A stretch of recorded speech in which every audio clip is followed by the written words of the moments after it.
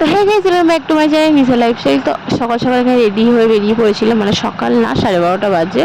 তাই ছিল আমার রথযাত্রার প্রোগ্রাম, তো ওখানে যাওয়ার জন্য বেরিয়ে পড়েছিলাম। বেরোনোর কথা ছিল 12টায়, কিন্তু এত বৃষ্টি হচ্ছে, দেখো জল জমে গেছে, তাই জন্য বেরোতে লেট হয়ে গেছে। আর আমার পিছনে পিছনে আসছে, তো ওই জন্য তাড়াতাড়ি করে আর ক্লাবে চলে এসেছিলাম। এখানে আমাদের মেকআপ স্টার্ট হবে, তো এখনও সেরকম কেউ আসেনি, তাই জন্য এখানে বসেছিলাম। আর এখানে আমার মেকআপ হয়ে গেছে, মানে বেস মেকআপ অলমোস্ট ডান, শুধু আই মেকআপটা বাকি ছিল, একটু টাচ আপ বাকি ছিল, তো ওটাই করা হচ্ছিল। আর সবাই অলমোস্ট রেডি হয়ে গেছে, আমি একটুখানি লেটে বসেছিলাম। তো এখানে আমার মেকআপ ডান হয়ে গেছে, কেমন লাগছে আমাকে জানিও।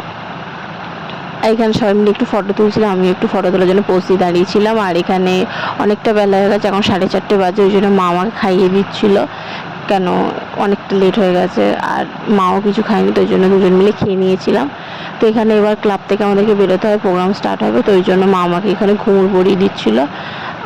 তো এবারে আমরা মানে যেখানে প্রোগ্রাম হবে সেখানে চলে এসেছি। এখানে ঠাকুরটাকে দর্শন করে এবার আমরা এখানে দাঁড়িয়েছিলাম অনেকক্ষণ দিয়ে ফটো টটো তোলার পরে। এখানে এবার ফাইনালি রথটা বেরিয়ে গেছে, তো রথটাকে খুবই সুন্দর সাজিয়েছে। এখানটা অনেক বড় রথ, এটা একটা মিস্টেক হয়েছিল কি, রথটা নিয়ে যেতে ওই চাকতিটা খুলে পড়ে গেছিলো, ভালো কারোর লাগেনি, মানে অনেকটা বড় ছিল, ওটা হেভি ছিল, কারোর লাগেনি।